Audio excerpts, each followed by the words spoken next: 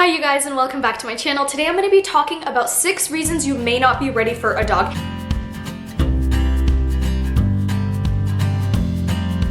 I'm so excited to talk about this topic because honestly I feel very passionate about it, especially some of these reasons that I'm going to mention. Now don't get me wrong, a dog is such an incredible part of a family. They enrich your life in such a way, they bring you joy like nothing else except probably like kids would. They're always happy to see you, they have the cutest little faces and they're just so much fun. When they're puppies they're like chubby and they can like barely walk and it's just the cutest thing ever. However, dogs honestly are a lot of responsibility.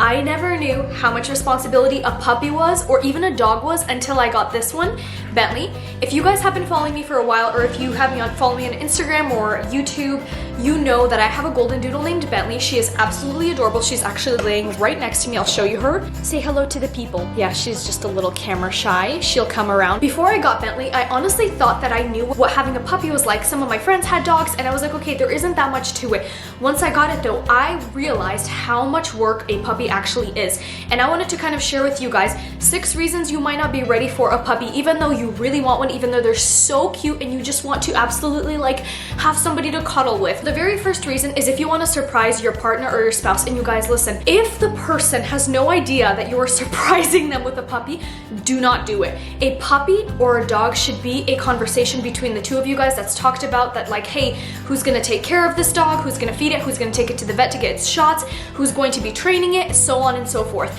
If your partner or spouse has no idea that you're about to get them a puppy, do not do it without talking to them first. And if they don't even want a puppy, if they're like really germaphobe and very clean persons, maybe get them a cat. I don't know. This can honestly end in tragedy because a lot of guys are like, oh, I want to get my girlfriend or my wife a puppy for Christmas. Like they go and get a golden retriever or like a Doberman or like a German Shepherd or a breed that's really hard to train. The wife or the girlfriend has no idea.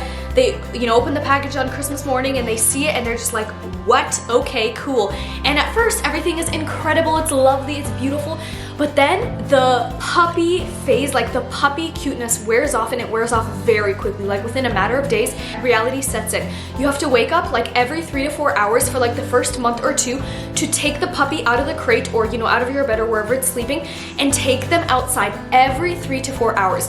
The puppy has accidents if it's not trained properly. And I understand people are like, oh, well, we'll train it. Yes, but during that process that you're training the puppy, they are bound to have accidents. Bentley has probably had accidents in the house up until she was like 4 or 5 months old, and even a few times after that. And obviously after that, it was usually my fault. I didn't let her out on time or something, but still, it's something that you have to be open to because no puppy is absolutely perfect. Having a puppy is like having an infant who can walk and doesn't wear diapers.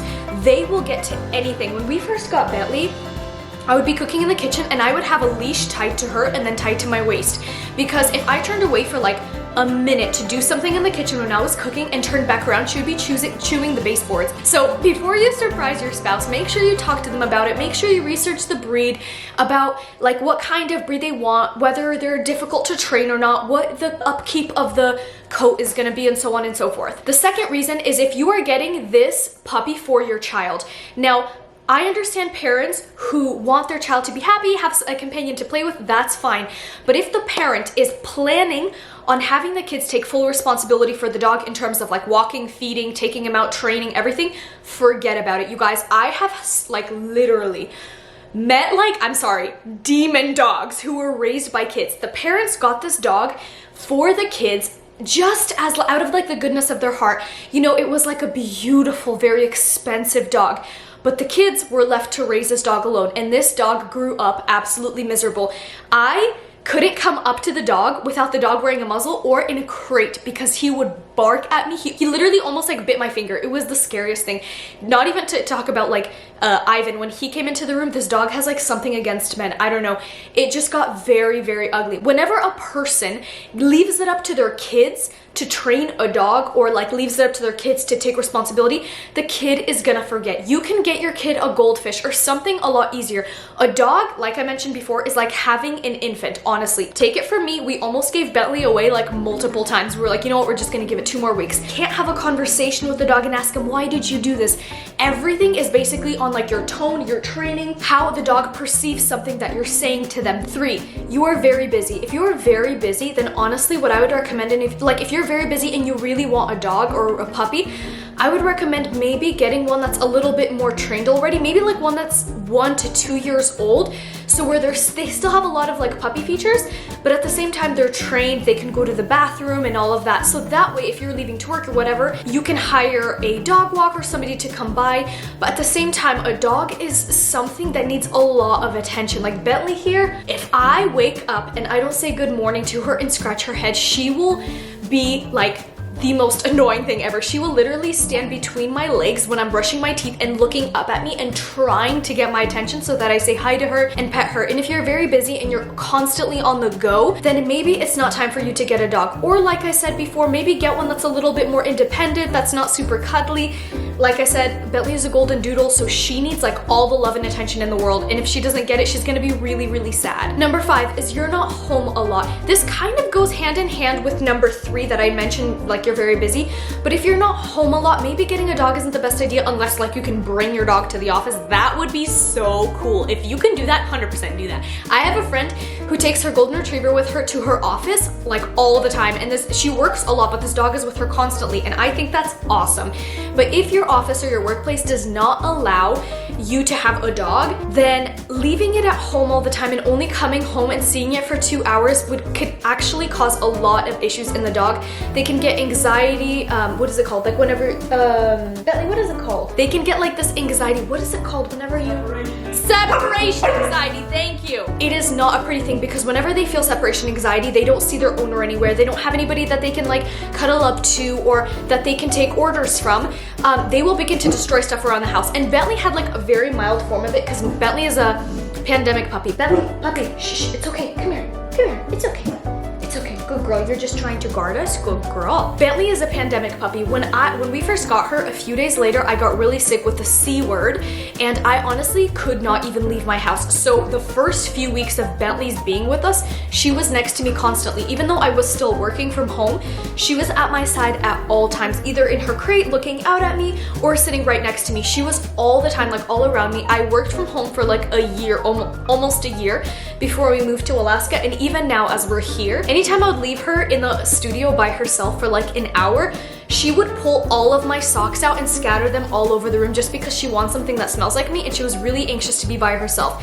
Luckily, the more we practiced this, the more the better she got with it, so she was okay. But if you're not home at all, and you know you're leaving your dog in a crate, that might actually make it worse because your dog is stuck in a cage all day. You know, they go out, they see you for 2 hours, they go back into the cage. That's just not a life for them. So maybe hold off on getting a dog, let another person, like a family or whatever, adopt the dog and give it a beautiful life instead of just being in the crate all day and then coming out for 2-3 hours to see you. This is my favorite one. I will preach it until the day I die. If you are gonna get a puppy and you are going to tie it up in your backyard, please, for the sake of all these beautiful little creatures, do not get a dog. If you are going to keep your dog tied up outside, I'm sorry, you are not ready for a dog. Actually, just don't ever get a dog. I'm sorry if this sounds harsh, but dogs are not meant to be tied up outside and abandoned. People are always saying, oh yeah, we tie up my dog in the backyard because they get really aggressive and stuff like that. The reason your dog is aggressive is because you have them tied up in the backyard. Dogs are like man's best friend. They were bred specifically to be domestic. If you want a wild dog, go buy a wolf, okay? Not a dog, because dogs are meant to be like man's best friend. Dogs are like such beautiful creatures. They are the only animal, you can look this up, they are the only animal that exists that looks their human in the eyes. They don't even look their own moms in the eyes. Whenever they're looking for commands or if they're looking for further instructions, they will make eye contact with their owners, and they have a stronger bond between like a human and a dog than they have with their own moms, you guys. Imagine that. Like, how cute can, like, that's just the sweetest thing I've ever heard, okay? Honestly, I don't know how people can tie them up in the backyard. Your dog is going to develop a ton of behavioral issues. They're probably gonna get very sick. And okay, if you don't tie it up, you put it in a crate outside, same thing. If you are going to abandon it, you're not gonna give it constant attention, that's an issue. There are some exceptions where some people keep their dogs outside, like they're a farm dog or whatever, that's fine. The dog is free to roam, or he has a huge fenced-in backyard. Maybe he has another dog in there with him, they're playing, they get fed enough, they're, you know, looked after, they're brought in whenever it's cold. That's another story. But if you're just tying your dog up in the backyard, like, please do not do that. Like, that is just, imagine tying like a kid up in the backyard. I know a lot of people are gonna get mad at me for saying this, but dogs have almost as much feeling as kids do. They get hurt very easily. They get jealous very easily. If you don't believe me, look it up. They go through a lot of the same emotions that a human being does. Number 6 is if you are a very clean or like very OCD person who likes things a very certain way, you can't stand like dirt and stuff like that. This isn't exactly a bad thing.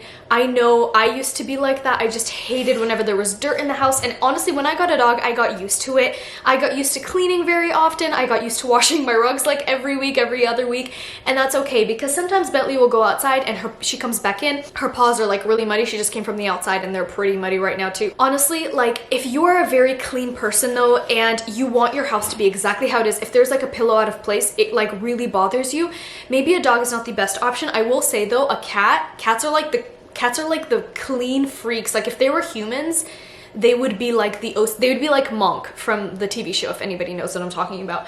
They are very clean, they're a great option, and they're very independent too, which is great for some people. But like I said, you're gonna have to be cleaning up a lot after the dog, especially when it's a puppy, and it's something that you just kind of have to get used to. But if you don't like cleaning up a lot, like if that bothers you, then a dog may not be the best option for you. And you guys, even though I mentioned like 6 things about reasons you should not get a dog, I will say that having Bentley has taught me so much. And of course, it's not easy. Honestly, I had no idea having a puppy was this hard. Like anybody else I talked to, I told them, I was like, if I can give a couple a piece of advice whenever they just got married or whatever, they want to adopt a puppy, I'm like, if you can't dedicate a bunch of time, if you're not very patient, I would get a puppy that's maybe a little bit older and trained already, because dogs are very, very difficult.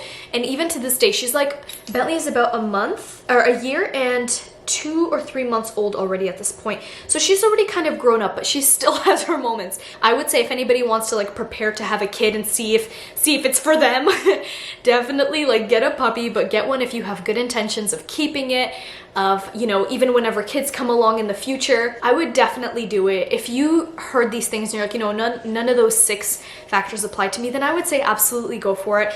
Research, of course, like what kind of dog you want, what kind of temperament, how often you want it to be groomed, because this is one thing I didn't consider. We wanted a golden doodle because it was a really good family dog, and golden doodles are really sweet. They are very easy to train, great personality, but one thing I didn't factor in is how curly she was gonna be. Like I gave her a bath a few days ago and I didn't blow dry her, and she is extremely curly. Like look at this, like she is curly. So I have to brush her every single day, and it does get a little bit annoying, but honestly it's worth it because I wouldn't trade her for the world. But anyways, you guys, I hope this video helped you. I hope this kind of gave you some insight on what it's like to have a puppy, what it's like to kind of get started with something like that in your family, whether or not you should get one, and I hope you guys enjoyed. Thank you so much for sticking around and watching. I'll see you guys next week. Bye!